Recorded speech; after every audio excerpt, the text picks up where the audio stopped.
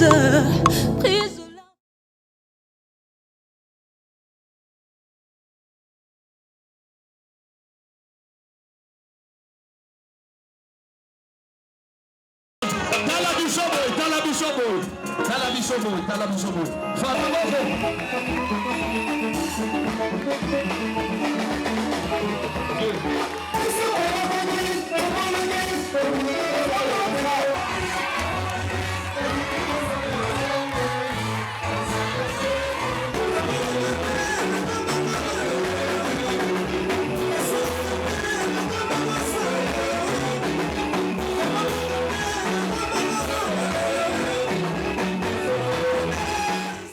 Kozalananga na parcours ya papa évêque, c'est une bénédiction. Amen, amen. Alors nous bénissons le Seigneur pour cette opportunité.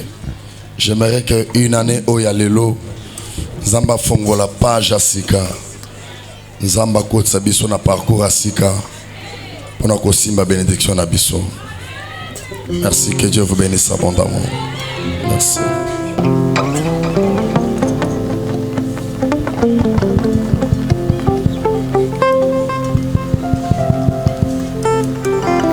Ezana batune sikoyo azo sepela azo bina mais soit tikali ye moko azo lela zana pasi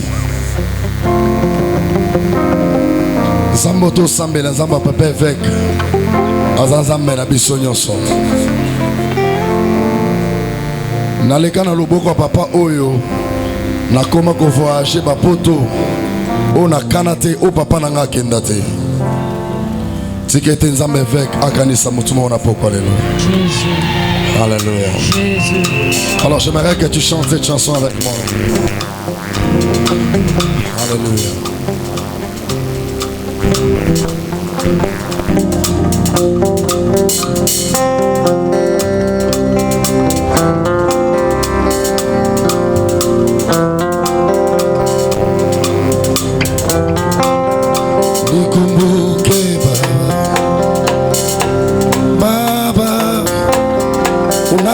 Zulu wengine babango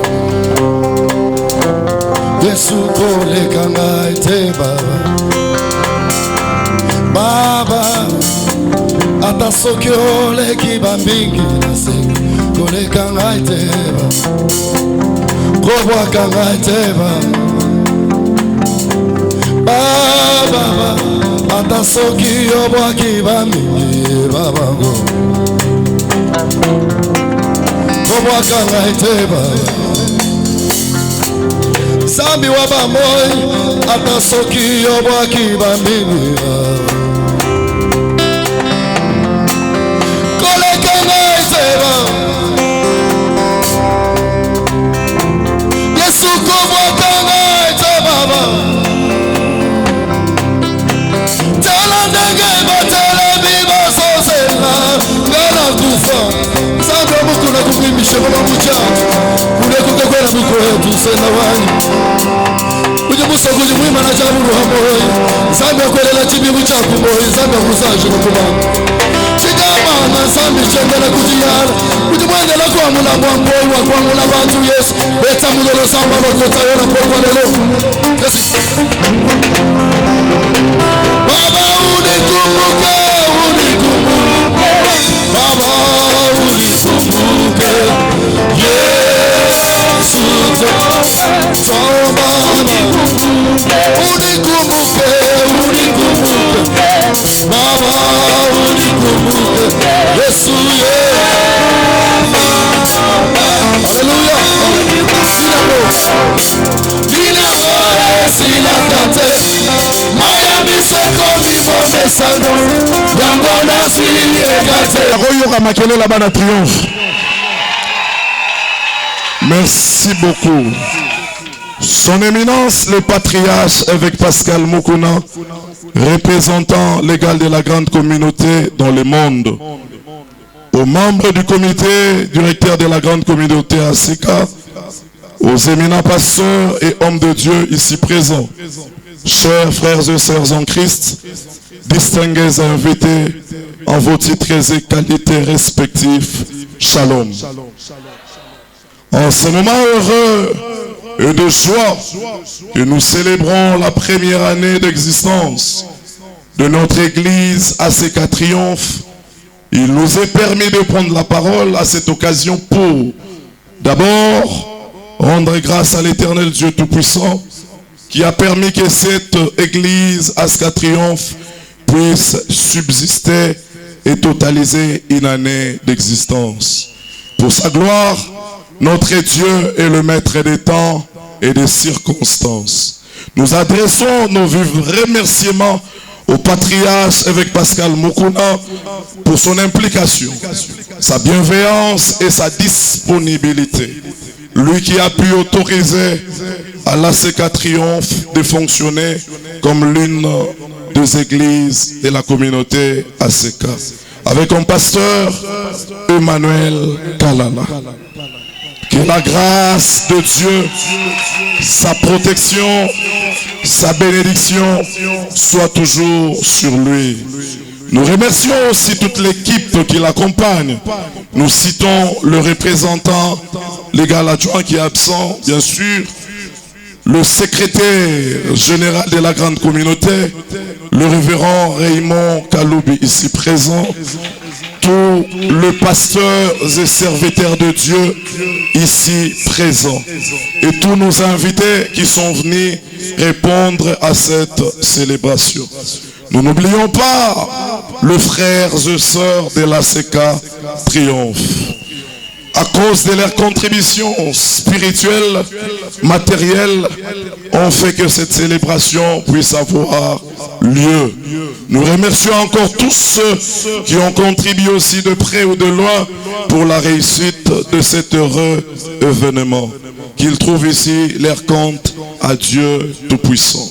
En effet, l'ACK Triomphe est né par la volonté de Dieu en date du 13 mars 2022, suite à l'appel de l'Éternel à son serviteur Emmanuel Kalala, qui demeurait toujours dans la vision que le Seigneur Jésus-Christ a donné à son serviteur évêque Pascal Mukuna.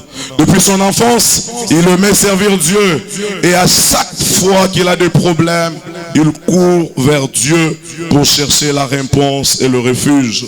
C'est ainsi que, dans cet amour envers Dieu et envers le serviteur de Dieu, qu'il a même reçu cet appel.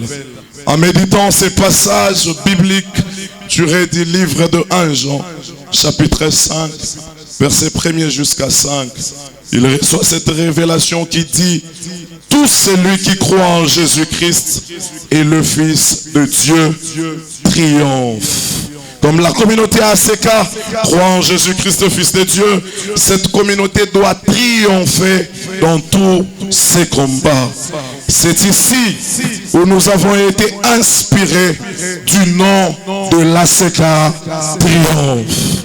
Pour mettre en place cette église, nous avons reçu la bénédiction du représentant légal, notre papa évêque Pascal Mukuna, ce qui justifie même sa présence ici pour nous soutenir, et c'est bien lui qui nous a oints.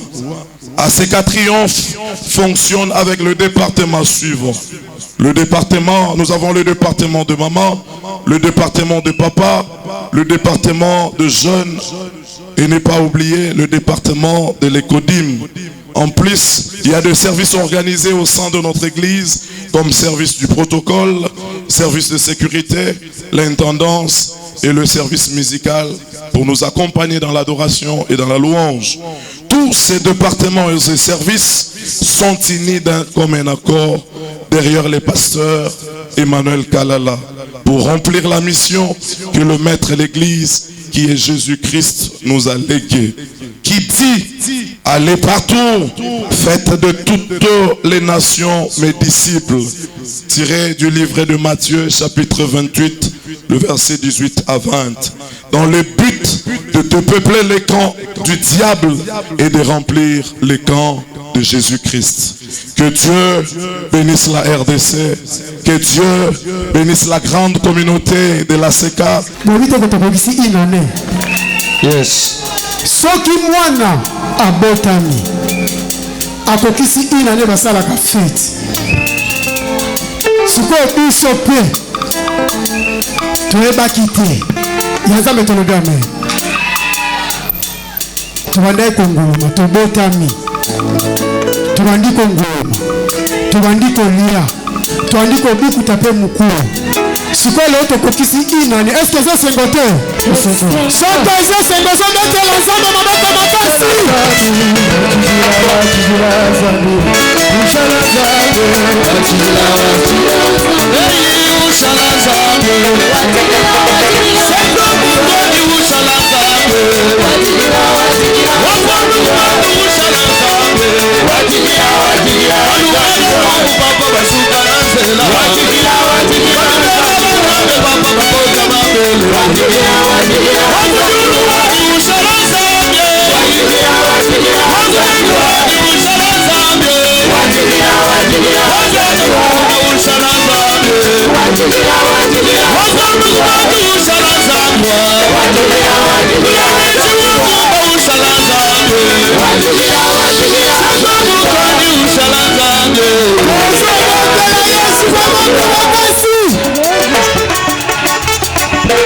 Zambi wetushala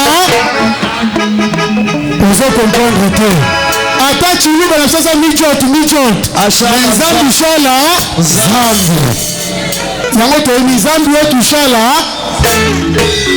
ata yoki te esi na lobi banibiso pasene baloki nzembo wana ebendaka bozambe vraiment naza na esengo makasi na poko leo esengo naza nango nayebi te soki opoza nango na nzambe tolobi amen esengo nzambe nalola nde ayebi na yo mpo yao oyebi kokokisa inane eza facile te nzambe ushala tika nzambe apambola yo naza na esengo komona yo naza mpe na esengo ya komona basali na nzambe nyonso oyo nabengisaki na moli bango na sale oyo soki baza batemi likolo tobeteli yesu maboko makasi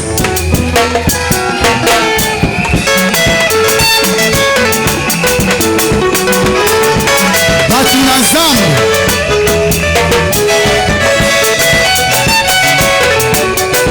tovandi nayebi kozozela mutu moko aza papa ya nzambe tolobi amen kokota ne awa eza facile te eza pe pete te menga te papa wana tamboli ye moko te Le roi des rois, puisque ce soir, Dieu va parler à ton cœur au travers de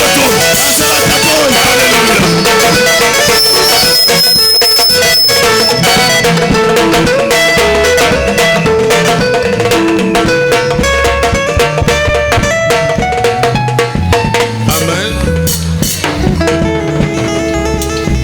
Kolo apam le bino.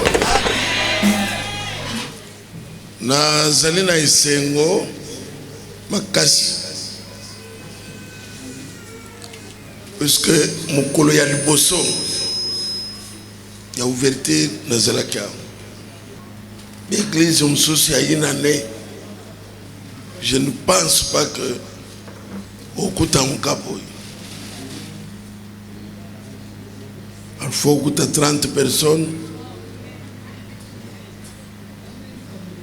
Beaucoup y a lobby, beaucoup de parfois 25,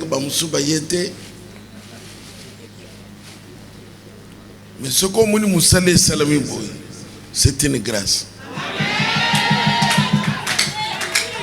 Zamba pambo le bino ming, a pambo la passer Emmanuel. Donc c'est là qui n'a tina.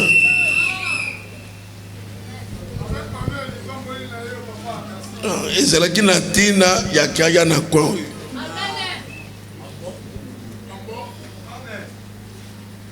Amen amen. Na yebisake ke banda musala. Mbombe monani. Puisque mutu nyonso eloko eza na kati na ye eyeba na kande na musala. Bazali Kotang le biso 2 Samuel, rapidement, verset 9, 1 à 7. 2 Samuel, chapitre 9, à partir du premier verset 1 à 7. Jusqu'à 7, je lis au nom de Jésus. Dieu dit, reste-t-il quelqu'un de la maison de Saül pour que je lui fasse du bien à cause de Jonathan? Il y avait un homme de la maison de Saül nommé Tiba que l'on fit venir auprès de David. Le roi lui dit, es-tu Tiba? Il répondit, ton serviteur. Le roi dit, n'y a-t-il plus personne de la maison de Saül pour que j'eusse envers lui de la bonté de Dieu? Et Tiba répondit au roi, il y a encore un fils de Jonathan perclus de pied. Le roi lui dit, où est-il? Et Tiba répondit au roi, il est dans la maison de Makir, fils d'Amiel, à Lodébar. Le roi David l'envoya chercher dans la maison de Makir, fils d'Amiel, à Lodébar. Et Mephibosheth, fils de Jonathan, fils de Saül, vint auprès de David, tomba sur sa face et se prosterna. David dit, Mephibosheth, et il répondit, voici ton serviteur. David lui dit, ne crains point, car je vais te faire du bien à cause de Jonathan, ton père. Je te rendrai toutes les terres de Saül, ton père, et tu mangeras toujours à ma table. Parole du Seigneur. Tofandi. Bien-aimé, na kozala penza moulaïté. Mais na lingi au moins les roseaux bima zamene biso à celle yo quelque chose na pourquoi. Les biko tikinda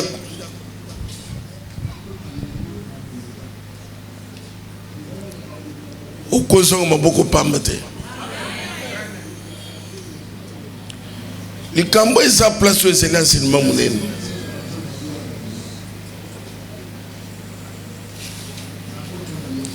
Zamba bengaki David aza tout jeune. Ezalaki na roi Saoul.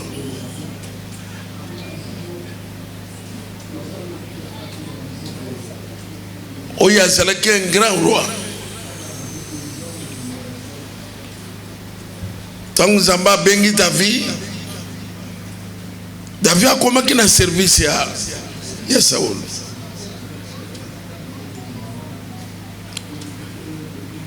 Zoko ya zali na service ya Saoul, Zamba préparaki 15 jours, il peut comme roi.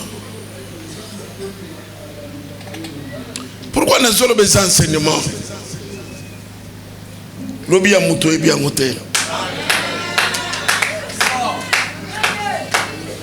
Kulinga to créer climat ya malsa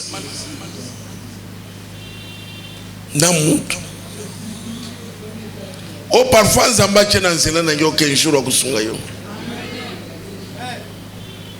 Lokolo sa avec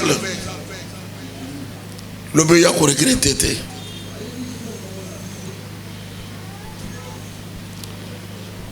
Je me rappelle très bien un jour, dans quel côté la ministre de la Justice, le Zolobambi, ce qu'il y a Zobi Misanga na Libanda na Kendi.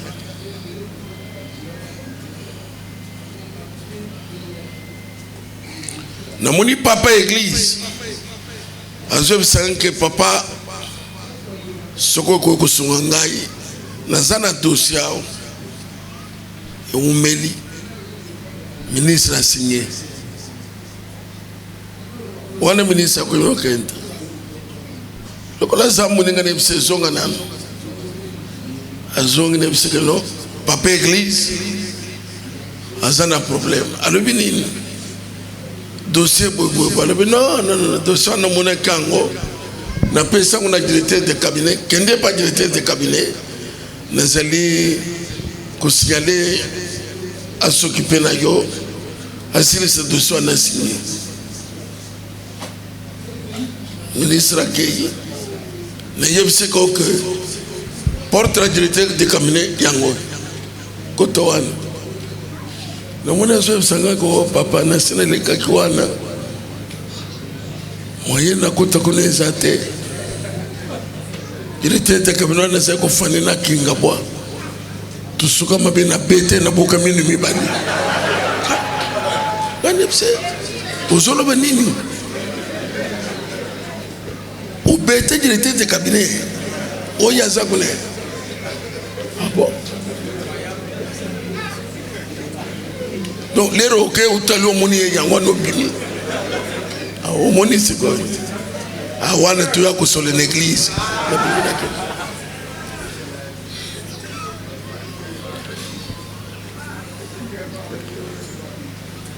David Azala qui vraiment dévoué bokanisana nous que roi Saoul devant l'obstacle nini le géant Goliath et même quelques heures va déclarer les Philistins vainqueurs et c'est la kweya na bombo na bango le petit David aye pour na couper sa grand frère biloko kolia amoni Goliath azo finga nzambe na Israël batu nyonso ba paquet ya batolo minene bazo kima Goliath atuni batu musuto ya zo finga nzambe Israël nani nazo beta ye batu bayebisa ko bama yolongwa jusqu'à ce que Sangwe combien paya Saoul le roi ba même muto sa capable ya muka kobeta Goliath ba même boy mwana roi yebse que loko lobisio c'est parce que bezo finga nzambe na Israël yo ko bunda na muto anate c'est un guerrier mwana lobi botika na bunda lobite kende pour nous convaincre le roi, il sait que le roi n'est pas bon ours. Le roi, il y a ça bon ours. Alors non, si c'est comme ça, bon PC bi bondeli à bunda le bité. Na bunda kana bi bondeli wanete. Na sara ya ngai za lance-pierre. Les raqueillis, lance-pierre, azui li bang moko acha bois ki nzamba bongola ngolisasi. Et bomi Goliath. Saoul azalaki na mutu aboite. Mais comment Saoul azalaki kokomisa mutu ennemi na ye?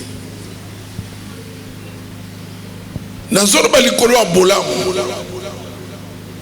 Na vi kozongisaka mabe na bolamu basali yo te. Évitez loko na ma soeur mon frère. Bolamu epolaka te ezala bato so ya église mais kosala bato bolamu ezalaka te na uya tangise yo classe na uya laliso na ndako na ye na uya sala que ozali loko zawana lelo bebana na ye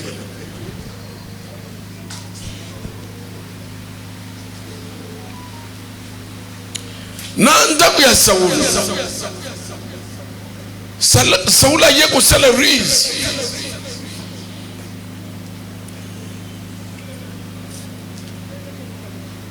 David abala mwana na ye zoka na ide na ye ya que soka abali mwana na ngai na kosala ke na nzela mwana ngana boma ye Saoul a sala takimisi mususu wezala ko découvrir que moi no ya venir na yeza bien mutu moko venir moko ezali bien amen alobela amen ata na famille na yo bakoka yo te amen Vina yoesa na maboko ya Nzambe.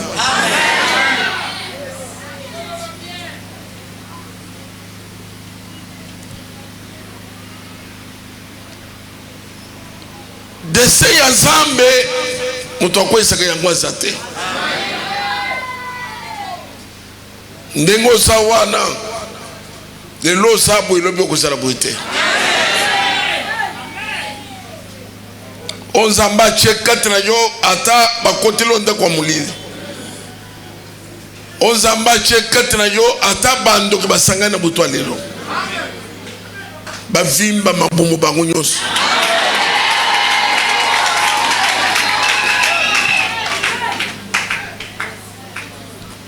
Aseka triomphe. Bokene liboso.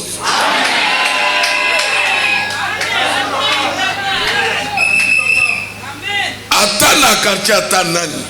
Oya kuseleka abundisi. Azo ni boma ya moi moi.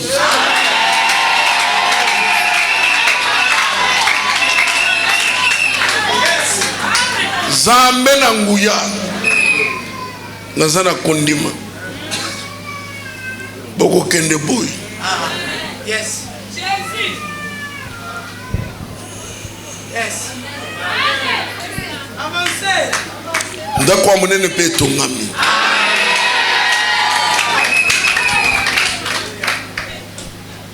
Les lois ça une année après 2 ans. Tokuta makamwa minene.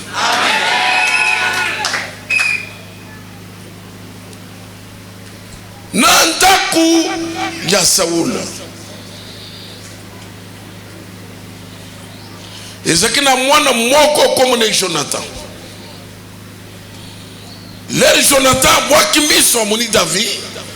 Bible sobe kalinga kiye na motema na ye mobima.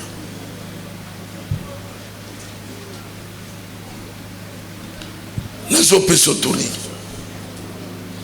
Soko sana mutu kotamu nena rizite.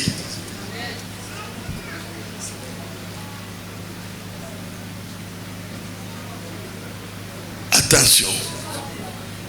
Makam nyonsi amala mozosela yo ekobongwa na makamakasi na vi na yo. Mutu asali yo confiance na shamba na yo kotaka. Nyonsi aye ayebise yo kende boni. Nzoka yo za ko trahir ye chaque jour.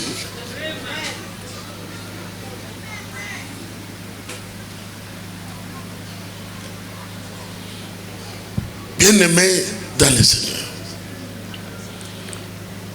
Ce qui Saoul a béni Jonathan mwana na ye. Tozo boma David lobi. Ako kende pas David a yebise que David koyana lupante. Jusqu'à ce que na arrangé situation kuna. Parce que nous avons posé ça qu'on est élevés pour mayo. David a zongi sima. Nyonso Saoul a salé ko sala pona ko ma David. Moto a salé ko sauver avec Jonathan. Bien-aimé, ce qui moto alingi yo alinga koyoka moto alobo mabe na yo te. Mais ce qu'on moni moto azolo ba moninga na yo alingi yo. Likambo ye yo kandenga base ko bana yo boy nga ya vraiment suka ba yebiso ke mele base ko bana camarade no azala ki wana te. Je pas azala ki wana moninga ya kanana ndenge no yebisa ngatere kam na mona kango tina te. Camarade ya bayini na yo azamu yini na yo. Tika ko sala ye confiance total confiance avec. Ko kan seteke na mukili batino suba kulinga yo. Tambola na mutu alingi yo. Soko muninge mutu alingi yo te tika ye. Ngane mseka bak. Na peso bonjour. Bonjour. Lobi na peso ndeko boni. Ça va. Lobi na peso msociani.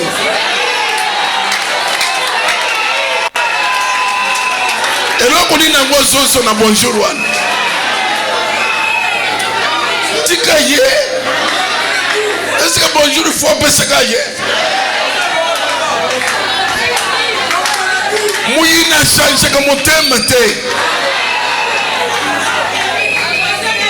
Attends pèse avion, akulinga na yo te. Mon kilia kaboni en deux. Bato bakolinga yo, na bo bakolinga yo te. Omoni ndengo zawana. Ba oyo moni batombo milelo. Ayebaki teka kotombo mama. C'est que Zamba sala ki bango ba leader. Même yo paye aux leaders. Donc ba leader mukile linga ka bango te. Wakomi mona chaque fois ba finga ka yo bezo tonga yo bezo. Même l'église. Ba to ebele ba linga ka yo te. Linga ka yo te ba solo ba loba. Kola pamlo. Ba solo ba loba. Kola ba teko na so tikela bango église oyo. Pona moni ba église na ngo so tikela bango. Église ya koko na ye bien ya tata masi. D'ailleurs leur yo yak. Leur yo yak oyela kiye. Salawana. Zamba pambula yo ya tali na mis. Mwana zambwa salia na lobi apambula ma. Mwana zamba mataka na bitumba. Mwana zamba mataka na ba critique. Pona nini? Muto ba critique ka ndaza munene. Ndale ke oleki bango. Oleki bango. Mama oleki bango. L'homme le sentiment ya mawa. Ya ukomi mona oleki bango. Soko oleki bango te. Bakotanga kombo na yote.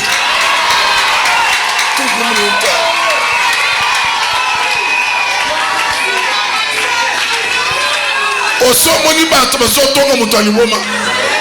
Bakipaka ye.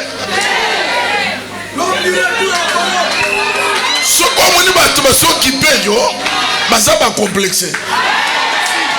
C'est que ba moni que aye ko tshepso passer likolo. Yo so fandina batombo. Mama, batonga kete. Kotonga esalaka ya bato bas classe. Bas classe. Mutu mongo atanga komono na munoko. Parfois yabite bango batanga kambongo na ba fer. Merci maman. Et non pas kombo ya bato. Akolekisa ngonga na komo na Jonathan ni. Eza publicité munene. Tala yewana oya misu minene wana atolo be misu minene okinsayete oya misu minene wana oya munoko mula yuwana awa so sala wana ya yebaki yete na kono be misu wapi yewana tu akomi populaire. Est-ce que bana assemblée basali yao bono ba men jusqu'à ce que Saoul a déclaré guerre contre David. Jonathan yebisi David kima awa ezaliwa David abango kima zamba azui papa na ye azui mama na ye, puisque Saoul a dit qu'il faut exterminer na babote akeko bomba babote na ye place David a bombi baye ba détruire mboka mobile babomi bato wapi David a komi ko sa zambe kotika ngai te jusqu'à ce qu'un jour Saoul na koluka David a permis na pe maintenant nous lobi to bandele to bomaye Zoka yabiteka kwena miska de place David Salaki. David a côté alali. Azubi bundel na ye nyos. Arabina kobo mamu. Wende jete. Aka termi musika angangi. Jana mukalo bibi bundel no yango. Sokina zaki muntu babe yena bomio. Na kosima makina yote. Abwakiri yake. Tala sentiment. Salaki na kati ya mwana mobali. Zana sentiment ya bien okomata. Bato amutema li kundo bakendeke liboso te. Kendeke liboso te. Ya aye awa afandi. Omonde kwa kutubo. Et ça sacrifice. Ya ba prière, ya komi pèse et tout ça. Quand c'était que et ça la makaloko na machine. Mais yo ko ya ofandi. C'est comme un maison tamble bientôt. Ni la maison tamble bientôt. Bolanda boité. Il y a une ça ne va pas. Ça ne va pas. Tu vois une bisoko loba. Lobandoki. Soko lembi lu sambu kende tika biso. Assez calme. Ça ne va pas. Ça ne va pas Yomoko. Ça ne va pas Yomoko. Mais si quand on se le ça m'a payé. Pourquoi ça qu'elle n'était? Yo ye comme c'est le bisobat. Ndem sala yo ye. Sans effet na yo. Ce qui pose alia mupanga na zambela ndayo.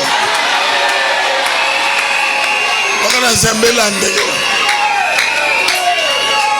Ah, ba FBI. Bango ba yebinyos. Bango ba yebinyos. Mutoyeli mingi ezamwa sa pasteur kufinga tongo tsinga. Yo. Muko msoko bima wa avec.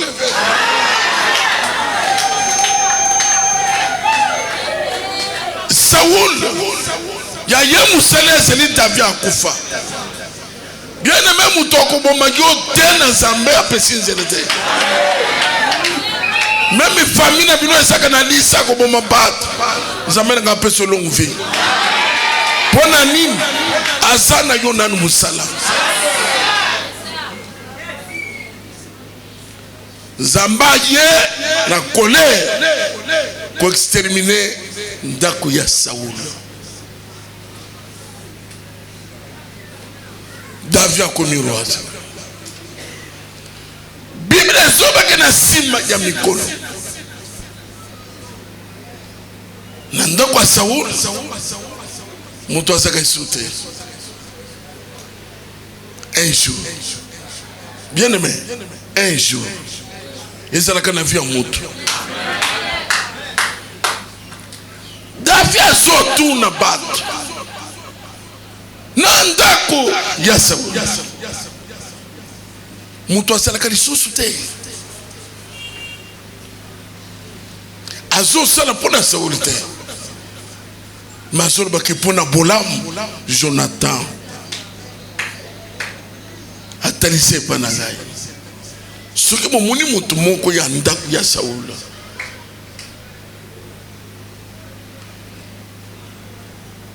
Batuni ndeko moko alobi ke na ibi moko me na ndenge ya mibeko na biso akoya liboso na yote. Mais Fiboche, c'est puisque azali presque bon son nom. La tangwana bato ba défaut basala qui déclaré impur. Alobi bokende pozoye ma sœur 2023 Zamba kanisa yo. Akanisa ba jeune, akanisa ba prière. Akanisa comme pesa na yo. Akanisa tabola moko. Bake osonde koy oya tambola kate. Ba memi eti place David Aselaki. David ayebise ko bangate. okulia na ngana mesa mbula oyo zeleno yo fungwama 2023 zamba kanisa yo ndenge bakanisa ki ndako ya Saul. Est-ce que mutu moko azate on zamba kopam na 2023 à cause de sacrifice ata na famille na bino babala kate ekona ngai 2023 yo bala ata mutu tonga azate yo tonga nevike na famille na bino mutu asala kombo azate ebanda tana yo bino bananga esali ya ko une année d'existence ya seka triomphe et même le yopé délivrance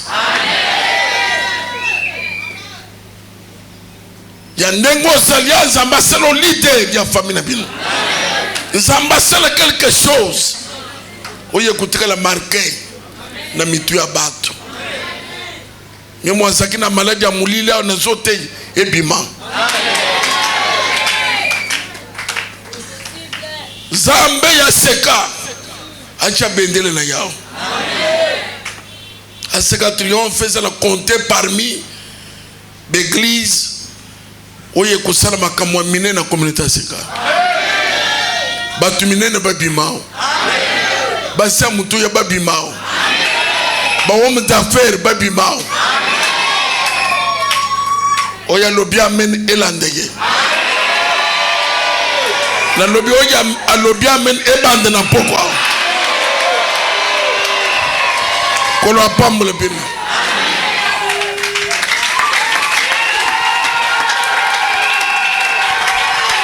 betela Yesu maboko naebite maboko betela nge betela nzambe na lola maboko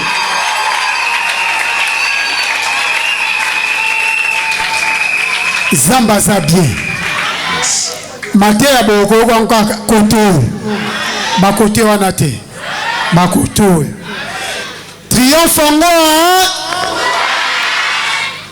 toyambi papa ya grande communauté à Seka une année eza sengote si kama te le kango la fina yo kaka ndongo yotango fongo la fina yo mata papa lobi mata pambolama somba mituka tombwama kende musika onode tika nzamba pambula yo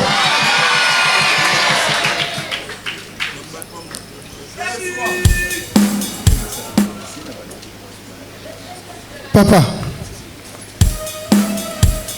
église komita ba mama ya ba papa babongisaki cadeau moko eloko moko ya mukie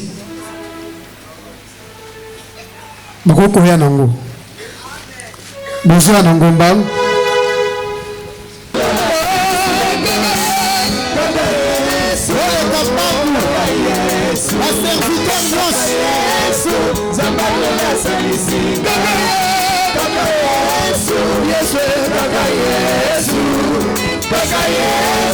Zamalola salisinga Zamalola salisinga Zamba oze ozadi wapi Zamalola salisinga Zamba hizo ozadi wapi Zamalola salisinga Zamba papa Fabrice ozadi wapi Zamalola salisinga Zamba papa Jerome ozadi wapi Zamalola salisinga Kaka Yesu Kaka Yesu Yesu Kaka Yesu Zamalola salisinga Kaka Yesu Kaka Yesu Kaka Yesu Zamalola salisinga Zamalola salisinga Zamalola salisinga Zamalola balisinga Zamalola salisinga Zamalola kabisinga Zamalola salisinga Zamalola balisinga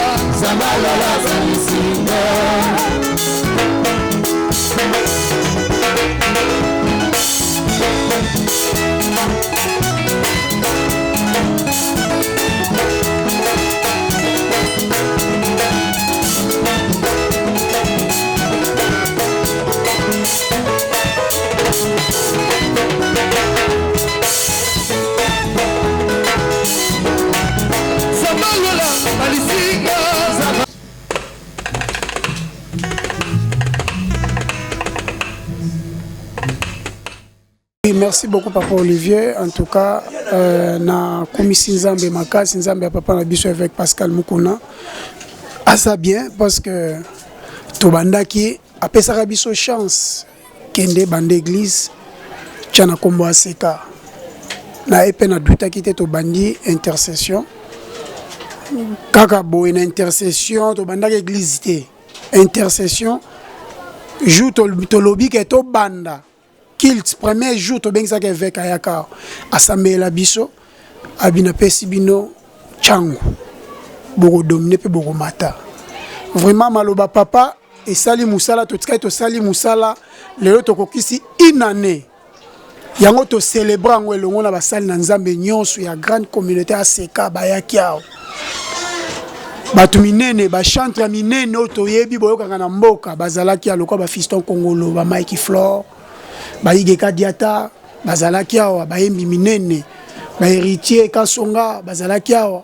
Faut to célébrer to kumisinzam papa tei, neto za nesengo. Et sengo na ebité na gogolo banine.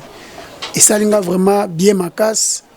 Comme on a bandeko baï ko soutenir biso, baï to célébrer to kumisinzam pendant une année. Il y a ces 4 triomphes. Ma papa Olivier, pourquoi Moussal Nanzambe Izakazarte? Mutu akoma musala na Nzambe aza mutu abengama aza mwana Nzambe abengiye parcours na ya koko leka na ba intercession na makola bato ebele akoko leka walekia tozaba na seka ya tongo na koluka Nzambe na ba intercession vraiment lelo Nzambe asepela itosa ele vraiment attaque ba pasteur. Eza azarte na utite bo eloko la mutu moka uti dalenete naza mwana avec Pascal Mukuna ya tongo mwana papa pe papa ne asambela nga puna banda musala na Nzambe papa nde bisinga banda okoli de jour koki kende banda musala c'est un peu ça ndelo na bandi musala pe soki ezo simba bo ezo mata parce que papa sambela kinga eko kamusangai bato balongwaka ngai ezaka pona beat moko analyse nanga na sala na bato balonga na makolo lokola ba papa na biso avec Pascal Mukuna soko landeli bien alongwe peut-être lukuka na chino to benga ni lokoso musu satali ke tellement lingi mbongo tellement lingi kaka ye batanga ka ye tant papa bisete ko sala boete sala boye conseil soko mwana zo boya conseil suka ne suka ka mabe vraiment c'est un peu ça ngai lelo na koboya papa na ngai pona ni parce que na botami na seka na koli na seka lelo na komi ko sala Nzambe atake pasteur na koboya papa na ngai pona ni wana na kobenga nga ingrat moi pour le moment bato ebele baloba boye mais suka babenga na zo asiré ke na mwana ya papa ya tongo ya seka ya tongo lelo na sala Nzambe na benga mi pasteur Emmanuel Kalala eza papa anda sambeli ngai na komi pasteur bato nyonso bayebinga pasteur eza vraiment pour na lokumu na Nzambe na kowanga na ta mokolo mongo te oui ezalaka boye tobandaki na 0 leo tokomi na une année lobi tokoma na 2 ans toyebi Nzambe obongisa te mais papa lobi to mata to kende 2 ans tango kozonga kuta changement c'est-à-dire que ndenge tozao tokani maboko te maloba papa et mais abso musika déjà to pambola merci